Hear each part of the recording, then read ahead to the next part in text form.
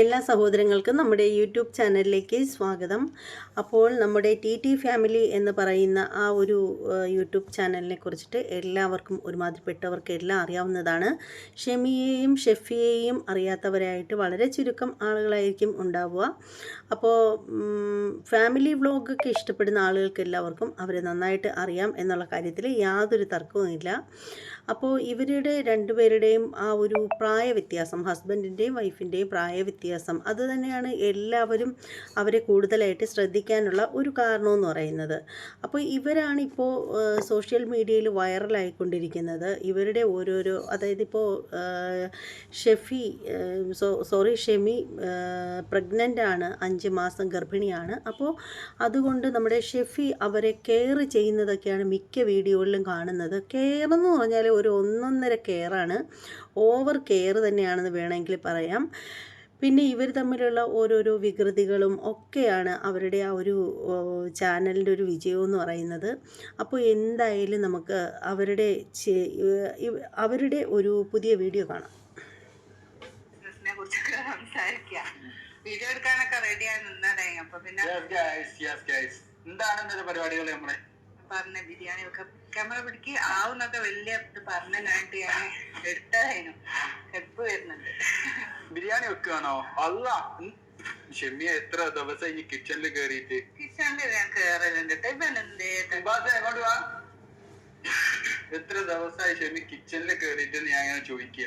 ഇതുവരെ ഞാൻ നല്ല നല്ല ഫുഡുകൾ, ഇന്നിപ്പോ ഷെമി കിച്ചണിൽ കേറി കഴിഞ്ഞിട്ട് സഹായിച്ചു കഴിഞ്ഞിട്ട് വെറുതെ എന്തിനാ? ഞാൻ നല്ലോണം ഹോട്ടലിലവിടെ പോയി കഴിച്ചോളൂല്ലേ? നോമ്പൊക്കെ വരുന്നത് ഇനിയെങ്കിലും നന്നായിക്കോ. ഞാൻ നന്നായി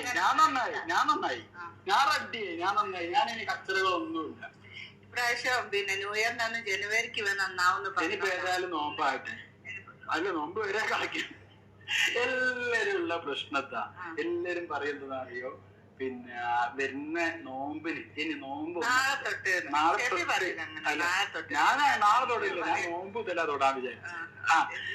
ഈ നോമ്പ് മുതൽ ഞാൻ വേറെ മനുഷ്യനായിരിക്കുന്നൊക്കെ നമ്മളിങ്ങനെ വിചാരിക്കും. പക്ഷെ എന്നാലും നമുക്ക് ഞാൻ കേറലുണ്ട്. ഞാൻ പുറത്തുനിന്ന് ഫുഡ് വാങ്ങിക്കല് എല്ലാം മെനിയാന്ന് കാണിക്കാൻ, കഴിഞ്ഞ ദിവസം കാണിക്കാൻ പോയപ്പോ ഫുഡ് പുറത്തുനിന്ന് അതെ, മെനിയാന്ന് പറഞ്ഞാൽ 2 വർഷം മുന്നാണല്ലോ. 2 വർഷം ഡയലോഗ് പുറത്തുനിന്ന് ഞാൻ ഫുഡ് വാങ്ങിക്കലേ ഇല്ല. മെനിയാന്ന് ഞാൻ പുറത്തുനിന്ന് എനിക്ക് തിന്നാൻ ഇഷ്ടമല്ല. പിന്നെ ഞാൻ ഫുഡ് കഴിക്കാനൊക്കെ സന്തോഷായി. പിന്നെ ഈ ഫുഡ് കഴിക്കാത്ത എന്ത് കഴിക്കാൻ ഞാൻ കിച്ചണിൽ കേറല്ലേ? കിച്ചണിൽ കേറല്ലാന്നൊക്കെ പറയുമ്പോ അത്യൊരു ഇഷ്ടം. നല്ല സിമ്പിൾ ആയിട്ട് ചിക്കൻ ബിരിയാണി ഉണ്ടാക്കാം. അത് വേണ്ട, പക്ഷെ ടേസ്റ്റ് ഉണ്ടായിക്കോട്ടെ. സിമ്പിൾ ആയിട്ട് ഉണ്ടാക്കാൻ ഞങ്ങൾ പുറത്തുനിന്ന് എവിടെയെങ്കിലും കഴിച്ചോളാം. ഇപ്പൊ എനിക്ക് നല്ല വൃത്തിക്ക് ഉണ്ടാക്കാൻ പറ്റിയെങ്കിൽ മാത്രം ഉണ്ടാക്കാം. എന്നാ വാന്നാല് ഐശ്വര്യ സ്കൂളിലാക്കി. അപ്പം ഇനിയിപ്പം സ്കൂളല്ലല്ലേ, പ്ലേ സ്കൂളാണല്ലോ അല്ലേ. അപ്പം 11 മണി ആവുകയാണ്. അപ്പൊ ഇനി ഇപ്പോൾ വരുന്നത് വരെ ശരിക്കൊന്ന് കെടുക്കേണ്ടി വരൂലേ? കെടുക്കാൻ ടൈം ഉണ്ടാവില്ല, കെടുക്കാനാവുമ്പോ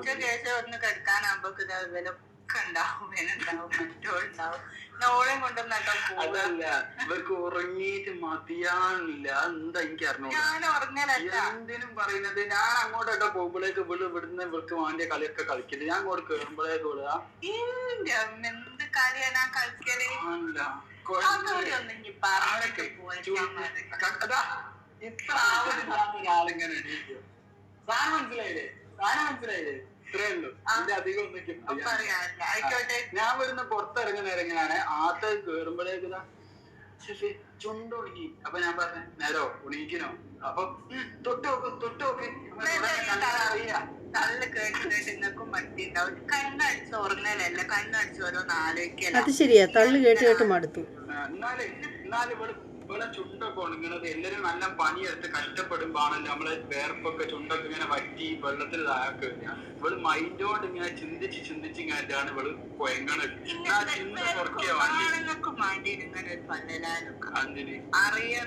ക്ഷമ എങ്ങക്ക് പള്ളേരാവണതും ഞങ്ങൾ ഇത് കാണുന്നതും ഞങ്ങൾക്ക് ഫീലിങ്സ് കൂടുതലായിരിക്കും.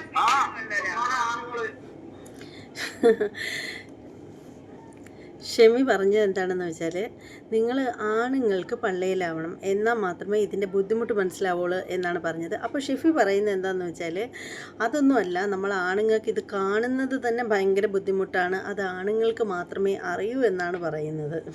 എന്തല്ലേ ആണുങ്ങൾ വീഡിയോ കാണുന്നുണ്ടെങ്കിൽ ഒന്ന് കമന്റ് ചെയ്യും. നമുക്ക് പിന്നെ പറയുന്നതാണോ എന്നാ പറയും. പിന്നെ എന്തൊക്കെ പറയല് ആരൊക്കെ പെണ്ണുങ്ങള് പ്രഗ്നന്റ് ആയിട്ട് ഇങ്ങനെ വീട്ടിലിരിക്കാൻ സമയത്ത് ആണുങ്ങളെ ഉള്ളു എന്ന് പറഞ്ഞാൽ കത്തുക ചെയ്യും. കാരണം നമുക്ക് വല്ല വിഷമങ്ങളും ചില അത് ശരിയാണ്. പെണ്ണുങ്ങൾ പ്രഗ്നൻ്റ് ആയിട്ട് വീട്ടിലിരിക്കുമ്പോൾ ആണുങ്ങളുടെ ഉള്ളിൽ കത്ത് തന്നെ ചെയ്യുന്നത്. കാരണം എന്താണെന്ന് വെച്ചാൽ ഇപ്പോഴത്തെ ഒരു സാഹചര്യം വെച്ച് നോക്കുകയാണെങ്കിൽ ആഴ്ച അല്ലെങ്കിൽ 2 ആഴ്ച കൂടുമ്പോൾ ഹോസ്പിറ്റലിൽ ചെല്ലണം, സ്കാൻ ചെയ്യണം, പിന്നെ അതുപോലെ തന്നെ പിന്നെ ഡെലിവറിക്കുള്ള വലിയൊരു തുക. ഇപ്പോൾ മിക്ക ആളുകൾക്കും ഗവൺമെൻറ് ഹോസ്പിറ്റലിൽ പോകുന്നതിനോട്, അതും ഫസ്റ്റ് പ്രസവത്തിന് ഗവൺമെൻറ് ഹോസ്പിറ്റലിൽ പോകുന്നത് എന്തോ ഒരു വൃത്തികേട് കാണിക്കുന്നത് പോലെയാണ് മിക്ക ആളുകൾക്കും ഫീൽ ചെയ്യുന്നത്. ഞാൻ ഒരുപാട് പേരെ കണ്ടിട്ടുള്ളതിൽ വെച്ചിട്ട് എനിക്ക് പലപ്പോഴും തോന്നിയിട്ടുള്ള ഒരു കാര്യം എന്ന് വെച്ചാൽ എല്ലാവരും ഫസ്റ്റ് പ്രസവം പ്രൈവറ്റ് ഹോസ്പിറ്റലായിട്ട് പോകാനായിട്ടിരിക്കും. സെക്കൻഡ് പ്രസവം വരുമ്പോഴത്തേക്ക് നേരെ ഗവൺമെൻറ് ആശുപത്രിയിലേക്ക് വിട്ടോളും. അതെന്തുകൊണ്ടാണെന്ന് മനസ്സിലാവുന്നില്ല. അപ്പോൾ ഷെഫി പറഞ്ഞത് ശരിയാണ്. എനിക്ക് ശരിക്കും പറഞ്ഞാൽ ഇവരുടെ രണ്ടുപേരുടെയും പേര് എപ്പോഴും മാറിപ്പോകും കേട്ടോ. എന്തായാലും ഷെഫി പറഞ്ഞത് ശരിയാണ്.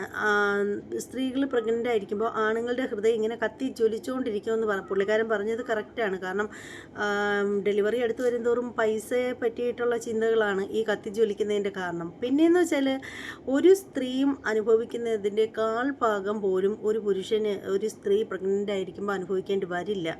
അവർക്ക് ചിലപ്പോൾ ആദ്യം ഉണ്ടാവും, ടെൻഷൻ ഉണ്ടാവും. ആദ്യമൊക്കെ ഇത് എന്താവോ എന്തോന്നൊക്കെയുള്ള ടെൻഷൻ ഉണ്ടാവും.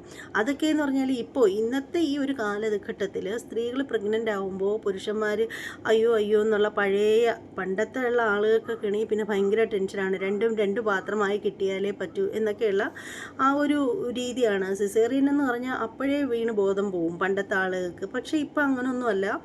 ഇപ്പോൾ കൂടുതൽ ആളുകളും ആഗ്രഹിക്കുന്നത് സിസേറിയൻ ചെയ്ത് കിട്ടുമെങ്കിൽ അതായിരിക്കും നല്ലതെന്നാണ് ചിന്തിക്കുന്നത്. പിന്നെ പ്രത്യേകിച്ച് പുരുഷന്മാരുടെ കാര്യം എന്ന് വെച്ചാൽ ഇപ്പോൾ പുരുഷന്മാർക്കൊക്കെ അറിയാം ഡെലിവറി സിസേറിയൻ എന്നൊക്കെ പറയുന്നത് അത് വെറും വലിയ പണ്ടത്തെ കണക്കുള്ള ആ ഒരു പേടിക്കേണ്ട സംഭവമൊന്നും അല്ലെന്നുള്ളത് ഇപ്പോഴത്തെ കാലത്തുള്ള ആളുകൾക്ക് അറിയാം. അതുകൊണ്ട് അത്രയും വലിയ തീകത്തലൊന്നുമില്ല. പിന്നെ കാശുണ്ടാക്കുന്ന കാര്യത്തിൽ ചിലപ്പോൾ തീകത്തലുണ്ടാവും. കാരണം പ്രൈവറ്റ് ഹോസ്പിറ്റലിലൊക്കെ ആണെങ്കിൽ 1 ലക്ഷം രൂപ വരെ മേടിക്കുന്ന ഹോസ്പിറ്റലുകളുണ്ടെന്നാണ് കേട്ടിട്ടുള്ളത് ഒരു ഡെലിവറി കഴിയുമ്പോഴത്തേക്ക്. അപ്പോൾ അതെന്ന് വെച്ചാൽ ഫുഡ് ഉൾപ്പെടെയൊക്കെ അങ്ങനെ ഭയങ്കര പൈസ മേടിക്കുന്ന ഹോസ്പിറ്റലുകളും ഉണ്ട്. ആദ്യം മനസ്സിലാക്കേണ്ട ഒരു കാര്യം എന്ന് വെച്ചാൽ ഗവൺമെൻറ് ഹോസ്പിറ്റലിൽ പോയാലും പ്രൈവറ്റ് ഹോസ്പിറ്റലിൽ പോയാലും വേദന അനുസരിക്കാതെ ഒരു പെണ്ണിനും പ്രസവിക്കാൻ പറ്റില്ല എന്നുള്ള കാര്യമാണ്. എല്ലായിടത്ത് പോയാലും ചെയ്യുന്ന ട്രീറ്റ്മെൻറ്റും ഒന്ന് തന്നെ ആയിരിക്കും, അല്ലാതെ വേറൊന്നുമല്ല. അപ്പോൾ ഇനി ബാക്കി കേൾക്കാം. കുറച്ച് വെള്ളം കൊണ്ടേ അപ്പൊ നിങ്ങൾ മനസ്സിലാക്കേണ്ടത് ഞങ്ങൾക്ക് വയറ്റിനാവേണ്ട ആവശ്യമില്ല. നിങ്ങളെ ഈ കാര്യം കണ്ടു കഴിഞ്ഞാൽ ഞങ്ങൾക്ക് അറിയാം. ഒന്നും പറഞ്ഞതല്ല. കുറച്ച് വെള്ളം കൊണ്ടുപോയി പറഞ്ഞിട്ട് അല്ല, ഇനി കരിയൊന്നും വേണ്ടോ, കരിയൊന്നും വേണ്ട. കുറച്ച് വെള്ളം കൊണ്ടുപോയി പകർന്നു കൊടുക്കട്ടെ, ഇപ്പോൾ കത്തിക്കൊണ്ടിരിക്കുകയാണെന്നാണ് നമ്മുടെ ഷെമി പറയുന്നത്. പക്ഷേ ഈ ഷെമിയോടും ഷെഫിയോടും പറയേണ്ട ഒരു കാര്യമെന്ന് വെച്ചാൽ, ഇത് ഞാൻ മുമ്പൊരിക്കൽ ഒരു വീഡിയോയിൽ പറഞ്ഞിട്ടുള്ളൊരു കാര്യമാണ്. നിങ്ങൾ രണ്ടുപേരും ഭയങ്കര ഫണ്ണാണ്, ഭയങ്കര സ്നേഹമാണ്, ഒക്കെ ശരി തന്നെയാണ്. പക്ഷെ നിങ്ങൾ ഇങ്ങനെ ഈ വീഡിയോയിൽ കിടന്ന് കൊഞ്ചിയും കുഴയൊക്കെ ചെയ്യുന്നത് നിങ്ങളുടെ ആദ്യ ഭർത്താവിൻ്റെ കുട്ടികൾ കാണാനിടയുണ്ടാവും. അവർ തീരെ ചെറിയ കുട്ടികളല്ല എന്നുള്ളൊരു കാര്യം നിങ്ങൾ ഒരിക്കലും മറക്കേണ്ട കാര്യമല്ല, മറക്കാതിരിക്കുക. അവർ അത്യാവശ്യം വലിയ കുട്ടികളാണ്. അപ്പോൾ അവർക്ക് ഒരു നാണക്കേടുണ്ടാവുന്ന രീതിയിൽ അവരുടെ ഉമ്മ പ്രസൻറ്റ് ചെയ്യാതിരിക്കുക ചാനലിൽ വന്നിട്ട്. ഇപ്പോൾ ഷെഫിയെ സംബന്ധിച്ചിടത്തോളം അയാൾക്ക് പ്രത്യേകിച്ചൊന്നും നോക്കേണ്ട കാര്യമില്ല. അയാൾ ഒരു ചെറിയ പയ്യനാണ്. അയാൾ എന്ത് വേണേലും കാണിച്ചു കൂട്ടിയാലും ഇപ്പോൾ അയാളുടെ വീട്ടുകാർ ചിലപ്പോൾ കാണുമ്പോൾ പറയുമായിരിക്കും, അല്ലെങ്കിൽ ബന്ധുക്കൾ ചിലപ്പോൾ പറയുമായിരിക്കും, അയ്യേ വൃത്തികേട്, അവന് അമ്മയുടെ പ്രായമുള്ളൊരു സ്ത്രീയുടെ കൂടെ താമസിക്കുന്നു എന്നൊരു പക്ഷെ പറയുമായിരിക്കാം. പക്ഷേ അതുപോലെയല്ല നിങ്ങളുടെ കാര്യം വരുമ്പോഴത്തേക്ക് നിങ്ങളുടെ മക്കളെന്ന് പറഞ്ഞാൽ അത്യാവശ്യം വലിയ കുട്ടികളാണ്. അവർക്ക് നാണക്കേട് ഉണ്ടാവുന്ന തരത്തിൽ നിങ്ങളിങ്ങനെ അവൻ്റെ കൂടെ കിടന്ന് കൊഞ്ചിയും കുഴയും തമാശയ്ക്കുകയൊക്കെ ചെയ്യുമ്പോൾ നിങ്ങൾക്ക് നല്ല രീതിയിൽ വ്യൂസ് കയറും, പൈസ കിട്ടും, അതൊക്കെ ശരിയാണ്. പക്ഷേ അതിനെ ബാധിക്കുന്ന, അത് കണ്ടിട്ട് ജാള്യതയോടുകൂടി ഇരിക്കുന്ന നിങ്ങളുടെ മക്കളുടെ മുഖവും കൂടി നിങ്ങൾ മറന്നു പോവരുത്. ലൈഫിൽ പലപ്പോൾ പല സന്ദർഭങ്ങളും ഉണ്ടാവാം.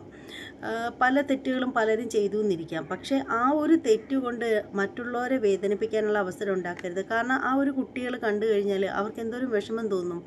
നിങ്ങൾ ശരിക്കും ആയുഷ് നിങ്ങളുടെ മകൾ തന്നെയാണ്. നിങ്ങളിപ്പോൾ ഇവൻ്റെ കുഞ്ഞിനെ വീണ്ടും പ്രഗ്നൻ്റ് ആണ്, അതൊക്കെ ശരിയാണ്. പക്ഷേ നിങ്ങളുടെ ഈ കൊഞ്ചലും കുണുക്കവും ചിരിയും കളിയും ഒക്കെ കാണുമ്പോൾ വേദനിക്കുന്ന മറ്റു പലരും ഉണ്ട്. നിങ്ങളുടെ ഹസ്ബൻഡിൻ്റെ കാര്യം, ഫസ്റ്റ് ഹസ്ബൻഡിൻ്റെ കാര്യം വിട്ടേക്കുക, അതെന്തെങ്കിലും ആയിക്കോട്ടെ. പക്ഷേ അതിലുള്ള മക്കളെ നിങ്ങൾ കണ്ടില്ല എന്ന് വെക്കുന്നത് ശരിയല്ല. അവർക്ക് മാനക്കേട് തോന്നുന്ന രീതിയിൽ നിങ്ങളൊരു ഉമ്മയല്ലേ, നിങ്ങളിങ്ങനെയൊക്കെ കാണിക്കുന്നത് ഒട്ടും ശരിയായ കാര്യമില്ല.